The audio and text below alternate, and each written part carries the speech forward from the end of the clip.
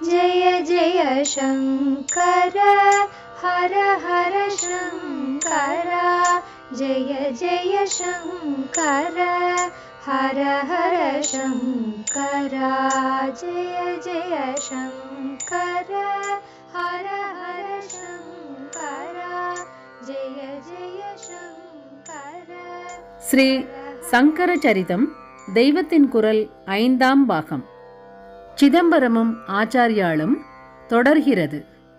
காசியில் தீண்டாதானின் ரூபத்தில் விஸ்வநாதரே வந்து ஆச்சாரியாளை பரீட்சித்தது, தாயாரின் மரண சமயத்தில் ஆச்சாரியாள் அவள் கிட்டே போய் விசிராந்தி பண்ணி புண்ணியலோகம் அனுப்பியது முதலான விருத்தாந்தங்கள் ஆனந்தகிரியத்தில் இல்லாவிட்டாலும் மற்ற புஸ்தகங்களில் இருப்பதாலும் லோக வழக்கிலும் பிரசித்தமாய் இருப்பதாலும் அவற்றை சேர்த்து கொள்ள வேண்டியதுதான். ஆச்சாரியாள் ஷண்மத ஸ்தாபனம் பண்ணியதை விளக்கமாக சொல்கிற புஸ்தகம் ஆனந்தகிரியம்தான்.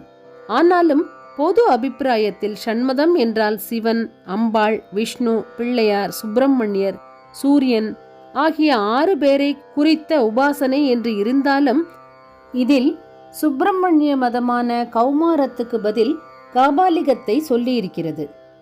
குறிப்பு 72வது பிரகரணம். இதே சரித்திரத்தில் முன்னாடி ஆச்சாரியால் நிராகரணம் செய்த 72 மதங்களில் பலவற்றை ஒவ்வொரு பிரகரணத்தில் ஒவ்வொன்றாக கொடுக்கும்போது காபாலிகத்தை அவர் கண்டனம் செய்த கதையும் இருக்கிறது. குறிப்பு 23வது பிரகரணம். ஆனால் பிற்பாடு அவர் 5 சிஷ்யர்களை கொண்டு சைவம், சாக்தம், வைஷ்ணவம், காணபத்தியம், சௌரம் ஆகியவற்றை ஸ்தாபித்த அப்புறம் காபாலிகரான வடுகநாதர் என்பவர் அவரிடம் வந்து தம்முடைய மதத்தையும் பரப்ப அவர் அனுகிரகிக்கணும் என்று கேட்டுக்கொண்டதாகவும், பூர்வபக்ஷமாக அதாவது எதிர்க்கட்சியும் என்னவென்று கொஞ்சம் தெரிந்தால் நல்லதுதானே என்கிற ரீதியிலும் வைதிகாச்சாரங்களை அனுசரிப்பதற்கில்லாமல் பிரஷ்டர்களாக போனவர்களை உத்தேசித்தும் அவர் சரி உன் மதத்தையும் கொஞ்சம் பிரச்சாரம் பண்ணிவிட்டு போ என்று உத்தரவு கொடுத்ததாகவும் வருகிறது. அவர் அதாவது வடுகநாதர் அப்படியே பண்ணிவிட்டு மறுபடி காஞ்சிபுரத்துக்கு வந்து மற்ற 5 மதங்களை பிரச்சாரம் பண்ணிவிட்டு அங்கே திரும்பி வந்திருந்த மற்ற 5 சிஷ்யர்களுக்கு பணிவிடை செய்து கொண்டிருந்தார் என்று வருகிறது. ஜன சமூகத்தில் உள்ள ஐதிஹ்யமோ கௌமாரம் உட்பட்ட ஷண்மதங்களை ஆச்சாரியால் ஸ்தாபித்தார் என்பதாகத்தான் இருக்கிறது. அந்த ஐதிஹ்யம் இருக்கட்டும். தர்மசாஸ்திர நிபந்தன கிரந்தம் என்பதாக பிராமணியம் பெற்றுள்ள பிராச்சர மாதவீயம் என்ற நூலிலும் சைவம் ச வைஷ்ணவம் சாக்தம் சௌரம் வைநாயகம் ததா ஸ்காந்தம் ச பக்தி மார்கஸ்ய தர்ஷனானி ஷட்டேவகி என்று முருக உபாசனையான கௌமாரத்தையே ஸ்காந்தம் என்று 6வது மதமாக சொல்லியிருக்கிறது. சாஸ்திர பிரகாரமே எல்லாம் பண்ணின ஆச்சாரியாள் கௌமாரத்தை விட்டிருப்பாரா? ஆனந்தகிரியத்திலேயே ஆரம்ப பிரகாரணம் ஒன்றில், குறிப்பு 11வது பிரகரணம், ஆச்சாரியாள் அனந்தசயன க்ஷேத்திரத்திலிருந்து குமாரசுவாமி ஆவிர்பவித்த ஸ்தலமான சுப்பிரமணியம் என்ற க்ஷேத்திரத்திற்கு போனார். அதாவது உடுப்பி கிட்டே கூக்கே சுப்பிரமணிய ஸ்தல என்று சொல்லப்படும் க்ஷேத்திரமாய் இருக்கலாம்.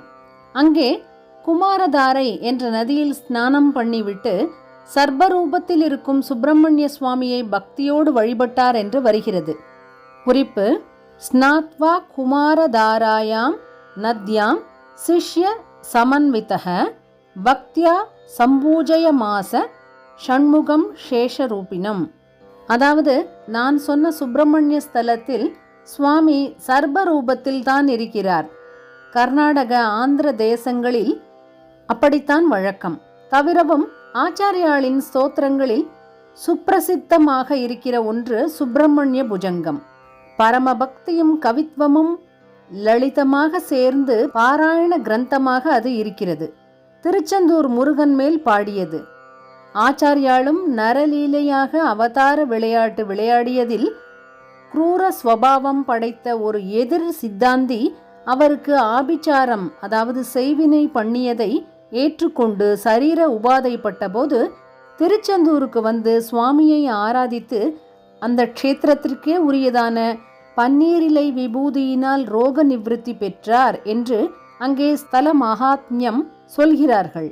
பன்னீரிலையில் வைத்து அங்கே விபூதி தருவதை ஆச்சாரியாளே பத்ரபூதி என்று சொல்லி அதை தொட்டு இட்டுக்கணும் என்று கூட இல்லாமல் பார்த்த மாத்திரத்திலேயே மகாரோகங்களும் ஆவிசேஷ்டிகளும் கூட பிசுபிசுவென்று தேய்ந்து போய்விடும் என்று புஜங்கத்தில் சொல்லியிருக்கிறார்.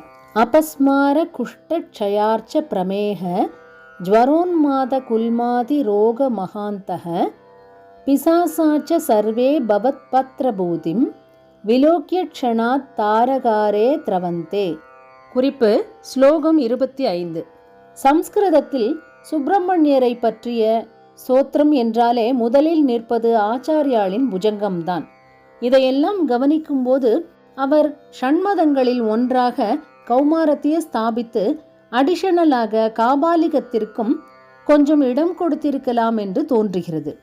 இப்படியெல்லாம் தீர ஆலோசித்து பூர்வ காலத்திலும் பிற்காலத்திலும் தோன்றிய பொதுப்படையான நூல்களில் சொல்லியிருப்பவை, எல்லா நூல்களிலுமே பொதுவாக சொல்லியிருப்பவை, ஜனங்களிடம் பரவலாகவும் ஆழமாகவும் உள்ள ஐதீகங்கள் ஆகியவற்றை இசைத்து பார்த்து சேர்க்க வேண்டியதை சேர்த்து எடுக்க வேண்டியதை எடுத்துவிட்டு ஆனந்தகிரியத்திலும் வியாசாச்சலியத்திலும் சுத்த பாடங்களை ஒருவாறு நிர்ணயம் பண்ணி இரண்டுக்குள்ளேயே ஒன்றில் சொல்லி ஒன்றில் விட்டதை ஒன்று சேர்த்து விட்டோமானால் பிராமாண்யமுள்ள ஆச்சாரிய சரித்திரம் கிடைத்துவிடும் எனலாம். குறிப்பு: அச்சிட்ட நூல்களாக உருப்பெறும் முன் சுவடிகளில் எழுதப்பட்டு காலப்போக்கில் ஒரு சுவடிக்கட்டு சிதிலமாகும் போது இன்னொன்றில் பிரதி செய்யப்பட்டே ஸ்ரீ சங்கர சரிதங்கள் நமக்கு கிடைத்துள்ளன. ஆனந்தகிரியத்தில் முந்தைய பிந்தைய பொது நூல்களுக்கு மிகவும் இசைவுள்ளதாக காசியில் ராமதாரக மடத்தில் உள்ள கையெழுத்து பிரதிதான் தற்போது கிடைத்துள்ள பிரதிகளுள் மிகவும் பழையதாக தெரிகிறது. சாலிவாகன சகம் 1737, அதாவது கிபி 1815 எழுதப்பட்டதாக அதிலேயே கண்டுள்ளது. அப்பாடத்தையே மிக பெரும்பாலும் ஒத்துள்ள வேறிரு கைப்பிரதிகள் காஞ்சி ஸ்ரீமட நூலகத்திலும் சென்னை மானுஸ்கிரிப்ட் லைப்ரரியிலும் உள்ளன.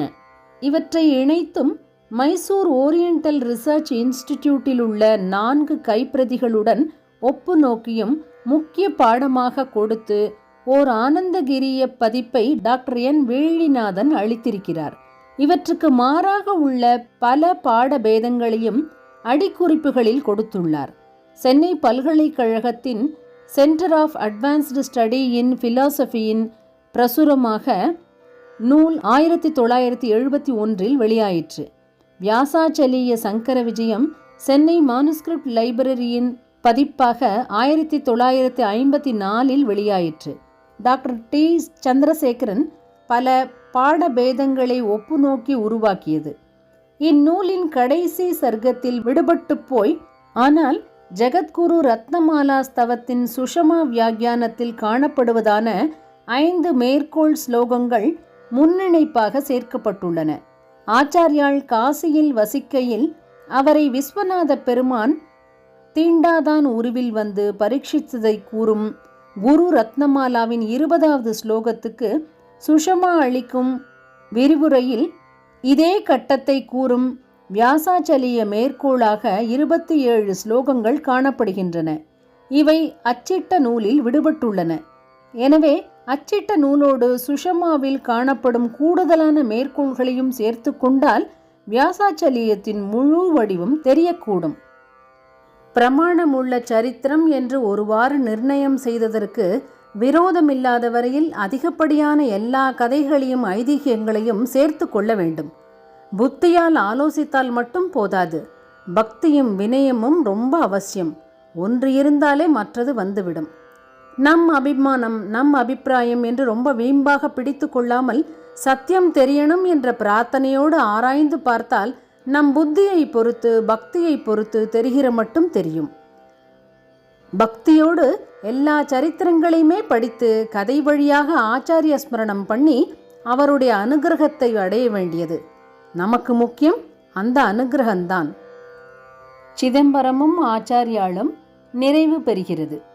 ஜெய ஜெய சங்கர, ஹர ஹர சங்கர. மகா பெரியவா சரணம்.